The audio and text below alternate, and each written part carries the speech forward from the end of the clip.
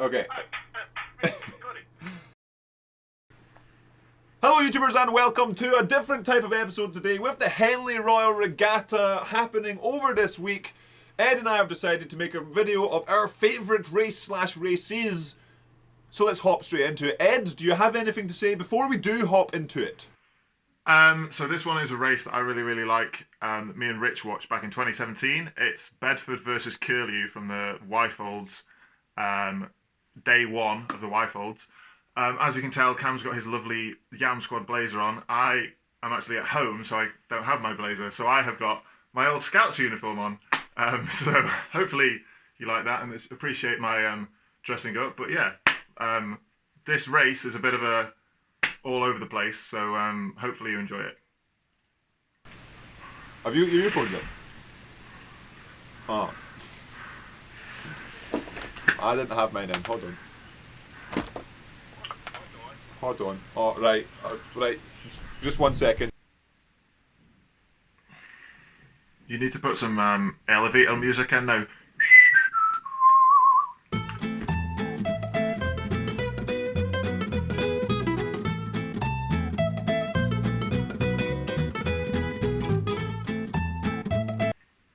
One hour later.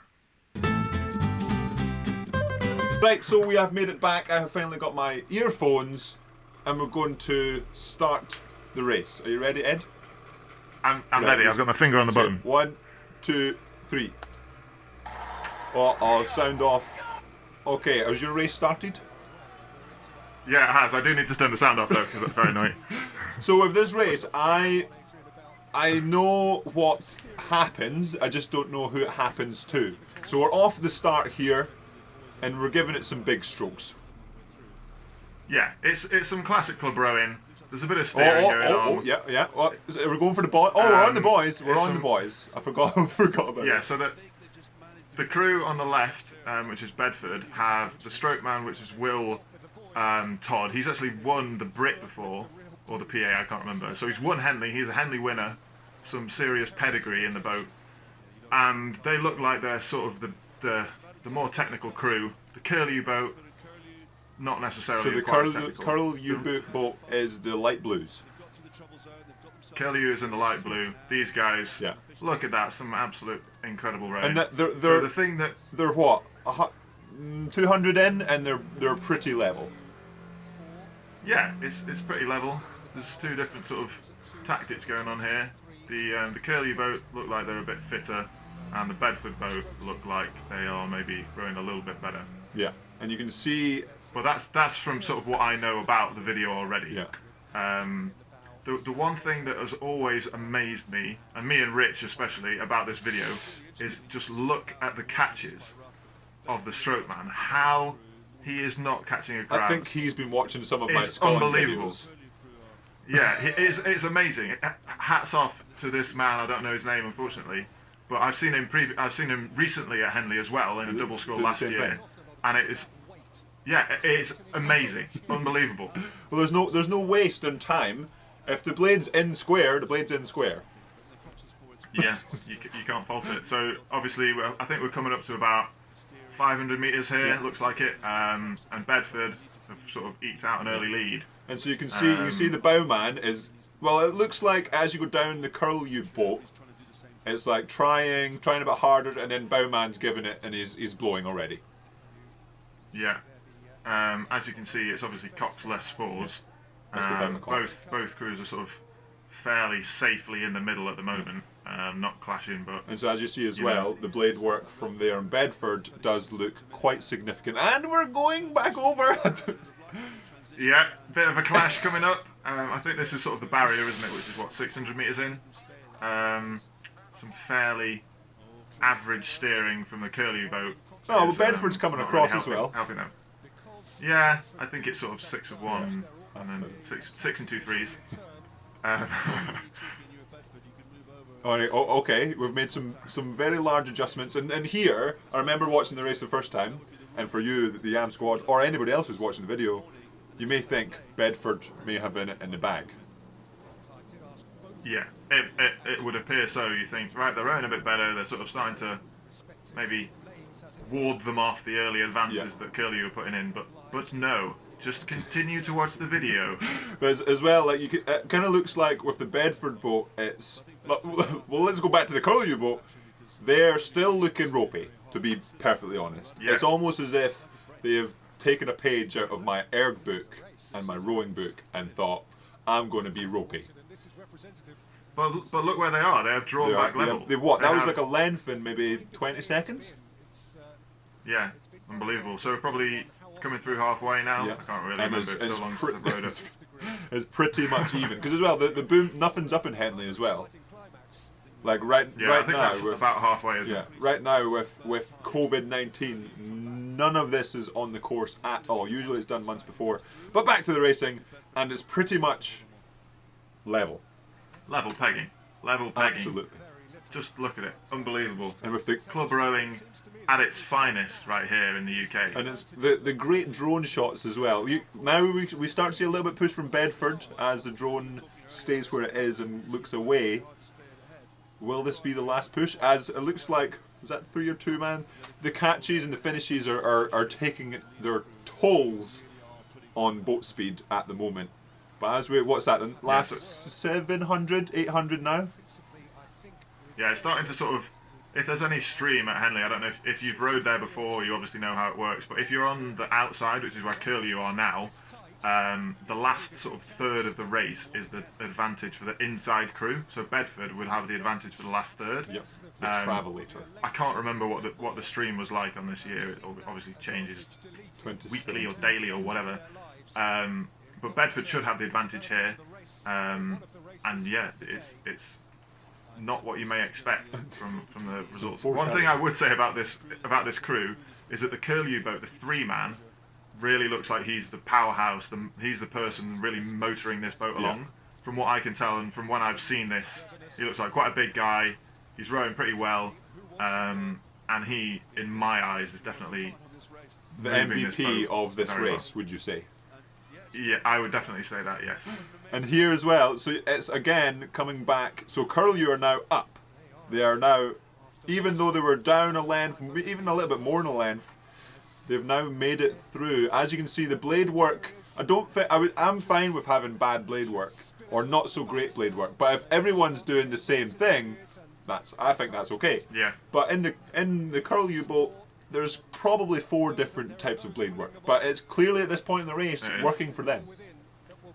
At least there's only 4 though. And we're Not going in more. for another clash. Oh, Bedford have just Yeah. taken a turn. They've went for the clash. Yeah. As if more couldn't have happened in this race so far. I know, unbelievable. This is what you get treated to on a Wednesday. I can't remember what time it was, but it was quite early. One of the first On the races of Wednesday. Regatta in 2017. Yeah, unbelievable. And so we're 400 left, and Bedford did Something not like quite that. get the clash, They went for it. They absolutely went for but it. didn't quite Obvious steering. make it. So now as well, Yeah. at this point of the race, Bedford are now rowing in Curlew's wash. A bit of not ideal. And it's absolutely their own fault. It is absolutely. Just that last. From I don't know, that- I'm not from really that sure what fairly happened terrible steering. in that last sort of 400 to 200 as we come into the finish line. That big turn. I don't know if someone decided, nah, I've had enough, or they caught a crab, didn't quite see. As we Yeah, cross the finish don't line. know, but there we go. A big margin, A very big margin. despite it being close the whole way. And not what we would have anticipated going off the start. They were even. Yeah. Through the middle, they were even. And even here, Yeah, if you have your MVP giving them a little bit of a cheer. Obviously, the politeness of Henley Royal Regatta giving each crew a hip hip hooray. one thing I would say is that if I was to watch that race and watch 10 strokes off the start, I would never have said that Curley were going to win it. Yeah. Fair play to them for doing it, because that's what it takes. They were there the whole way down, and yeah. And that's Absolutely that's smashed it. a big part of Henley. It can be, we've seen crews be up by lengths and lose. We've seen crews like not even just up by lengths in the middle of the race. Some crews have been up by lengths in the last 100 and clipped a boy or clipped a boom The booms, and lost. Yeah. Cal versus Thames. And- I can't remember what year it is, but that is definitely a race to watch. It is. You think there's just Henley is a lot of different things can happen, and pretty much never really expected does happen. Exactly. So that will be it. You got to be in the race to win the race. So that will be it for Ed and I's first race. If you enjoyed it, let us know in the comments below what your favourite race is. And remember, if you want to watch any of the other Henley Royal Regatta races, whether it's the ones that they're putting up right now or previously, the link is in the description below for their channel. And that will be it for Ed and I's Bedford versus Curlew race today. One of our favourites. And it's always good to watch a race where you just don't know what's going to happen. And there's loads of them in Henley, and I think it might be time to get another couple of Ed and I watching them. Okay, so now we are going to watch the Cal versus Thames in the visitors of the final in 2016. Are you ready, Ed? I am absolutely ready. Are we going to press play? Yeah, yeah. Press play. Okay, so we have the Thames and Cal off the start, and these two, like California is a big uni for rowing in America. Thames are a big club here in the UK so it's going to be a very competitive race, or you'd hope so. But like we said earlier, nothing really happens out of the ordinary in the middle of the race. So what Ed and I are going to do is skip all the middle stuff and go straight to through the race. Yeah. So if you didn't know, Cal were actually holders at the time. So 2015 they won it, and I think they got the record. But yeah, you'll see. I'll skip to 6 minutes. Are you ready? Right, 1 second. 3, 2, 1, go. Okay, so we've made it to 6 minutes in the race, and as you can see, Cal are winning.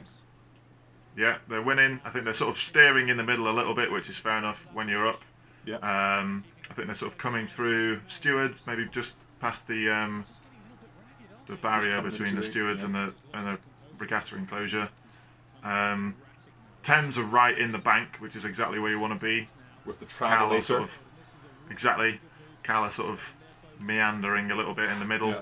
And as you see that with Cal, there's a lot of Bowman's giving it some big movements there going on, and it's just keep an eye on the Cal boat. That's the boat closest to you, right here. So they're up. They're what 150 They're about left? a length. Yeah, they're up about a length, and yeah, got it in the bag. We're thinking, yep, Few here we go, strokes and then left. right here.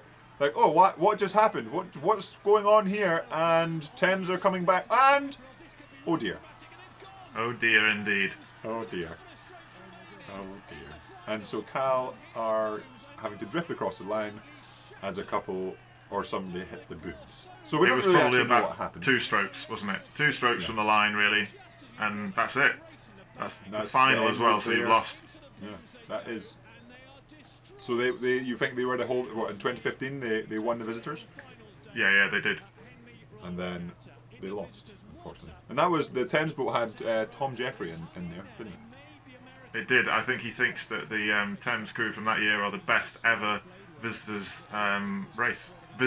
crew. Sorry. Well, they did win. So They did win. So let us know in the comments below. Were they the best crew ever to race in the visitors, or is there another crew that may be better in your opinion?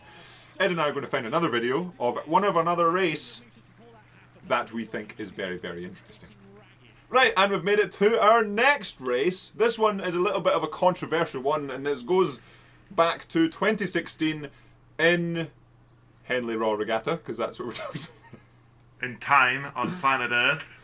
On planet Earth to the Ladies' Plate final in 2016. Edward, what do you know about this race? Well, I know you were in it, and I know that it was highly controversial because of some steering and Boris and all sorts of things. And yeah, it's only one thing to do and watch it, isn't it? So, indeed. Are you ready to hit the play I button, am. Edward? Okay, so I think, I'm not sure how long it is. Hopefully it starts quickly. But, so we have Leander Yeah. versus Nereus. Nereus is the boat closest to us just now. And I'm in the boat furthest in the Leander boat. I am in 7th seat, also known as the Rhythm Butcher. just to make sure that all the silk that Tom is putting down in the stroke seat doesn't make it back. Absolutely ideal. That's what you want in an 8. So we're just about set here, getting ready to go, and off we go. Exactly, this is the big one. Ladies' plate. No one really cares about the grand. Ladies' plate's where it's at.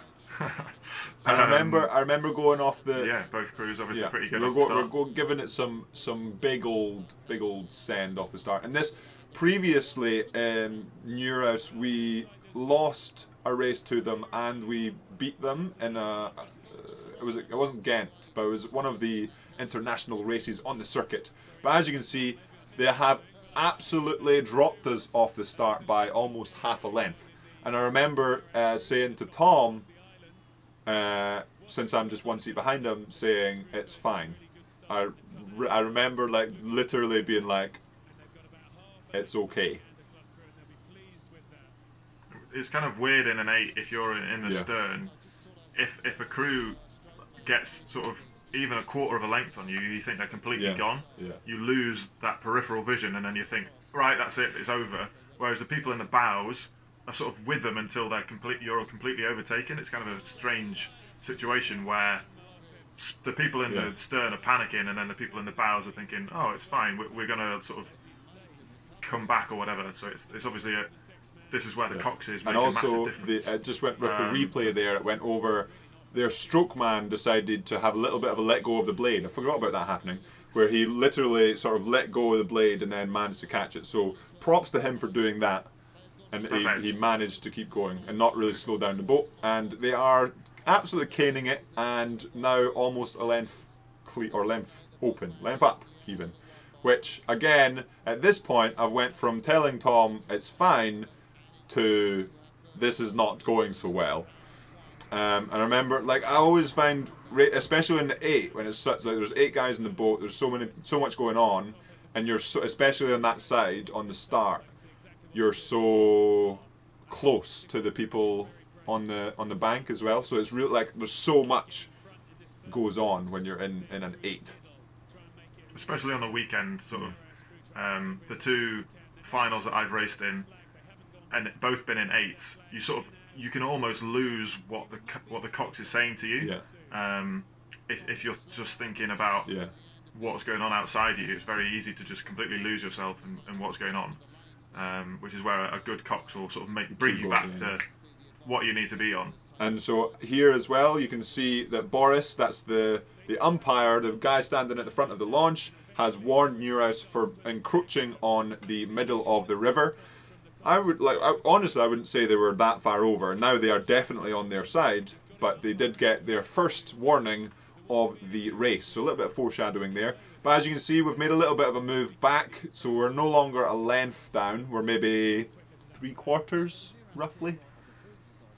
So I think the rules have actually changed on where you're allowed to be once you've overtaken a crew. I think it was sort of convention, a little bit sort of dirty tactics potentially, that you would come across a boat once you've gotten in front. That's now no longer allowed. It's effectively 2 lanes, and if you go either way in today's sort of rules, you will be given a warning or potentially disqualified. And I think this race is actually the reason that happened is because it was obviously very contentious. And it wasn't like it was a bit race. It was too questionable, the rules. There was no definitive sort of answer, and so now they've added to the rules about that sort of 2 lanes. Okay, so we've made it to 700-800 left in the race now. So one thing you can see on the video is that there's a lot of wash that you've just run through. That's one thing that Henley is famous for, is wash and bounce. The river is completely open; they can't close it. So there's a lot of boats going down. Yeah, there's boats going down the whole time, especially on the weekend. Sort of coming Saturday's usually a bit worse than Sunday potentially. There is so much bounce, and if you're in a small boat, obviously this isn't a small boat, but if you're in a small boat, it really does throw you around. So that's one thing you sort of have to be conscious of. And at this stage in the race, so we've experienced some bounce. You've got boats going by you on one side. You've got other launches and whatnot going by on the other side. You've got the umpire launch shouting at the other boat. And at this point, I think it was about 500 left, I'm saying to Tom, we gotta go. We really gotta go. So we're maybe at 3/4 of a length or so down. And as you can probably hear from the commentators, as Boris again warns Nereus for being, so they're now slightly more in the middle this time, rather like last time. So now we are 500 or so left, maybe a bit less. Yeah, a bit less. Yeah. And this is where I really remember talking to Tom and just being like, I think I shouted at Tom, or like I was like, "Rah!" Not at Tom, but like gave it a good roar.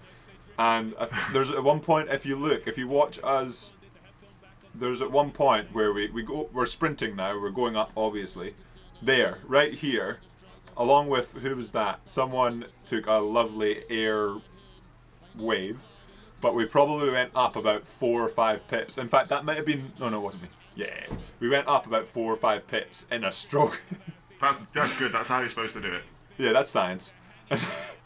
And so then it comes in, as you can see, we are walking back, and a lot of the guys in the Nereus boat are starting to wobble, and we're giving it some serious hoof, as you see and at this angle as well. You're like, oh! And as you can see, Nereus did win this race from start to, like, if you go from start to finish. But as we'll see, I'm not sure if the finish of this race or the actual video, does it show you? I think from what I can remember that he does put up a red flag or whatever, doesn't he? So there, replay here, very, very close, of course. I'm not sure. So we finish, and as you can see, the Nereus boat crossed the line first, and then obviously all our heads are down after the year of being like not getting what we hoped for, and then here's Boris here and raising his red flag. So that means that a crew has been disqualified. Well, it means it's under investigation. Under investigation, sorry. And so and as you see here on the boats, you've got basically how it generally works. You've got one crew's coaches, family, friends on one side, and on the other side you've got another crew's family, friends, and coaches. So as you can see, the umpire's talking to the Nereus side. Who knows what he's saying?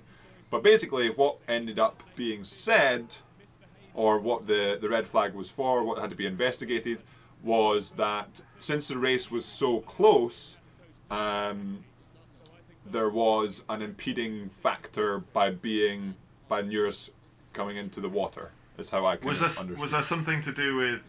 So you're not allowed to coach at all. You're not allowed to coach from the launch. You're supposed to sit there, say nothing, watch the race, and that's it.